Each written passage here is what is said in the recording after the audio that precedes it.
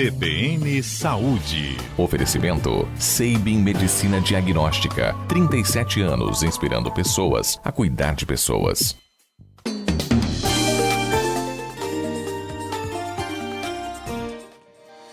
9h37 em Mato Grosso do Sul. E agora a gente vai falar sobre Novembro Azul. O câncer de próstata é o segundo mais incidente nos homens, atrás apenas do câncer de pele não melanoma. E é o segundo também que mais mata, atrás do câncer de pulmão. Dados do Sistema de Informação sobre Mortalidade do Ministério da Saúde revelam que, de 2019 a 2021, foram mais de 47 mil óbitos em razão desse tipo de tumor, ou seja, mais de 47 mil mortes. No ano passado, 16 mil homens morreram em consequência da doença, o que corresponde a cerca de 44 mortes por dia. De acordo com o Instituto Nacional do Câncer, o INCA, são esperados 65.840 novos casos de câncer de próstata em 2022 no país. Para mudar esse cenário e incentivar o cuidado com a saúde de uma forma global, a Sociedade Brasileira de Urologia realiza mais uma edição da campanha Novembro Azul, que este ano traz a mensagem: saúde também é papo de homem. E para conversar sobre esse assunto, estamos aqui com o Matheus Maciel Souza, médico do Centro Radiológico de Campo Grande. Bom dia, doutor Matheus. Bom dia, Daniele. Bom dia, Eduardo. Bom dia a todos os presentes aqui no estúdio e aos ouvintes da Rádio CBN. É um prazer estar aqui falando com vocês em relação principalmente aos métodos de diagnóstico, em relação ao câncer de próstata. Doutor, quais são os fatores de risco do câncer de próstata e quando o homem deve começar a realizar a prevenção? Perfeito, Daniele. Hoje sabemos que o câncer de próstata ele é um câncer idade dependente. O que é isso? Quanto mais idosa é a população, maior são as chances de ele ter o desenvolvimento do câncer de próstata. Então, a tendência é que a população fique mais idosa, através de todos os métodos que têm sido feitos de prevenção, de um modo geral, cardiológicos, exercícios, enfim.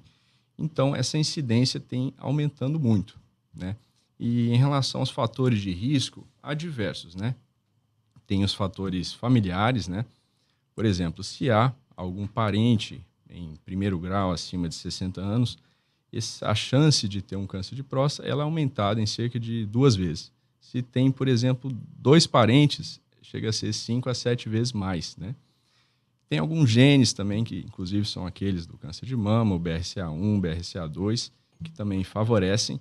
E, por último, os fatores que a gente pode modificar, que é o sedentarismo e a obesidade. Doutor, tem algum sintoma relacionado ao câncer de próstata? Por exemplo, tem algum sintoma que você pode ver e falar, tenho que ir para um médico? Tem alguma coisa que dá um sinal de alerta para o homem? O câncer de próstata, ele é um câncer muito lento, Ele tem a evolução muito lenta. Então, em seu início, ele é muito silencioso, ou seja, não dá sintomas. Nessa fase que entram os métodos de rastreio, onde a gente quer pegar eles em uma fase inicial com uma melhor chance de cura. Quando ele já está um pouco avançado, ele pode apresentar alguns sintomas. Por exemplo, uma dificuldade na micção, ou até mesmo sangue na urina, que a gente chama de hematúria.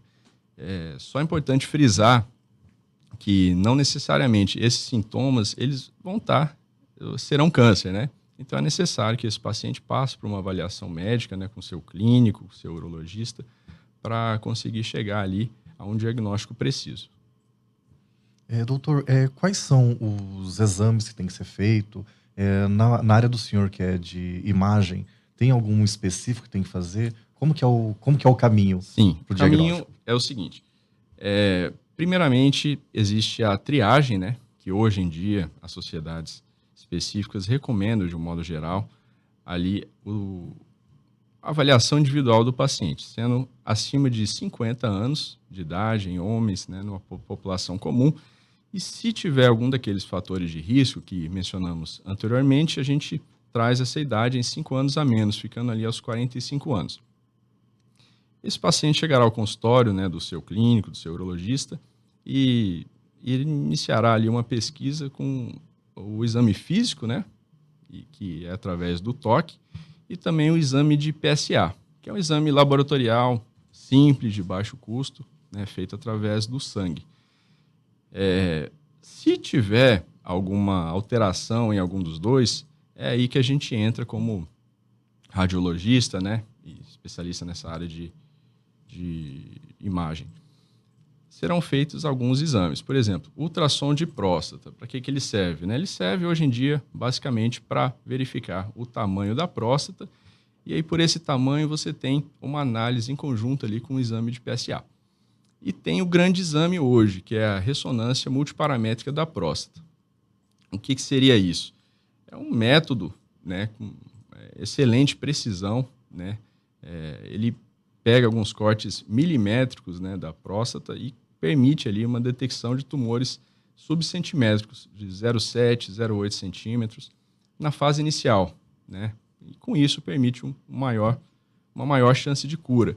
Além disso, ele caracteriza um pouco mais esses nódulos, né? Se tem uma suspeição, se essa suspeição é leve, é intermediária, é altamente sugestiva ali de um câncer, e quando já tem um câncer estabelecido, como que está esse acometimento, né? Se tem invasão ali das estruturas, se está indo para a bexiga, para o reto, enfim. É toda uma análise ali direcionada. E é um exame simples. Hoje, para você ter uma ideia, no nosso serviço, esse exame é realizado em aproximadamente 25 minutos, né? E traz imagens fantásticas, com uma qualidade que permite uma detecção muito boa desses tumores. Doutor, o principal problema continua sendo o fato de os homens não quererem buscar esse atendimento, não fazerem os exames preventivos? Sim. Culturalmente, o homem ele se investiga pouco, né? Ele não vai ao médico tanto quanto, por exemplo, as mulheres, né? E há também um certo preconceito em relação ao exame do toque, né? Que é um exame também simples, feito pelo urologista, que não traz não traz nenhum tipo de malefício, é um exame rápido que traz algumas informações. Só voltando um pouquinho, que caso haja também alguma alteração em um desses, é possível fazer ali a biópsia, né? Que você adquire o material prostático através do ultrassom, que também é um exame simples, né? É possível de ser realizado. Então, o ideal é que o paciente vá ao médico, converse com o médico, né? Se explique, até se coloque nas suas dificuldades do que quer, o que não quer, porque a decisão médica, a decisão do paciente é sempre soberana. Geralmente é a mulher, então, quem arrasta o namorado, o marido, alguém da família para dentro do consultório. Exatamente, né? A gente estava conversando, a mulher, se já não tivesse que fazer o rastreio do câncer de mama, do câncer de endométrio, de colo de útero, de ovário, ela ainda é a grande responsável hoje por levar esses homens aos consultórios, né? Sejam as irmãs, as mães, as filhas, as esposas. As mulheres sempre têm aí esse papel fundamental na sociedade. Só aproveitando o ganchinho um pouquinho, o assunto que a gente estava conversando, é que houve um atraso muito grande no diagnóstico, né? A gente, no mês passado, teve aí o Outubro Rosa, destinado ali ao rastreio do câncer de mama. E por conta da pandemia, esses exames diagnósticos chegaram a atrasar em cerca de 70% do diagnóstico de câncer de mama. E o da próstata acompanha também, né? Então, o ideal é que não tem mês para se fazer os exames, para se passar por uma avaliação médica. Então, o ideal é que os dois vão, cada um, a mulher no seu ginecologista, no seu clínico, enfim, o médico que acompanha, e o homem também seguindo a mesma conduta, indo no seu clínico, no seu urologista, para ambos fazerem essa avaliação. Dr. Matheus Maciel Souza, médico do Centro Radiológico de Campo Grande, conversando aqui com a gente. Para encerrarmos, doutor, eu queria justamente te pedir para falar sobre as chances de cura, né? Já que estamos falando de prevenção, né, da necessidade de se fazer esses exames. Quais são as chances de cura quando ele é diagnosticado precocemente? Sim, ele é um tumor de uma evolução muito lenta. Então, todo o objetivo desse rastreio é pegá-lo numa fase inicial. Numa fase inicial, para se ter uma ideia, num tumor, claro que isso é muito variável, mas a chance de cura ultrapassa até os 90%, né? E em casos também que há o diagnóstico e já está um pouco mais evoluído, tem diversas abordagens ali, com uma avaliação multidisciplinar, que entra o oncologista, que entra o urologista, entra o radioterapeuta, para fazer uma evolução muito favorável desse tumor, né? Para conseguir ter uma chance de cura aí muito boa. Através da cirurgia, radioterapia, hormonioterapia, enfim, tem uma gama de possibilidades ali para se fazer esse tratamento. Então, o recado geral é esse, né? Que a população vá aos seus médicos para fazerem esse rastreio nessas faixas etárias e, com isso, a gente diminuir muito ali essa enorme doença aí que acomete muito a população e que hoje ainda é responsável por 10% das mortes, né, em pacientes sexo masculino acima dos 50 anos. A medicina está aí, né, doutor? Super Tá aí. avançada para fazer esse atendimento, pronta para receber, então, esses homens, e a gente torce para que cada vez mais eles consigam colocar aí na agenda, no calendário deles, essa necessidade da importância de buscar ajuda. Obrigada pela sua participação aqui. Conversamos com o Matheus Maciel Souza, médico do Centro Radiológico de Campo Grande.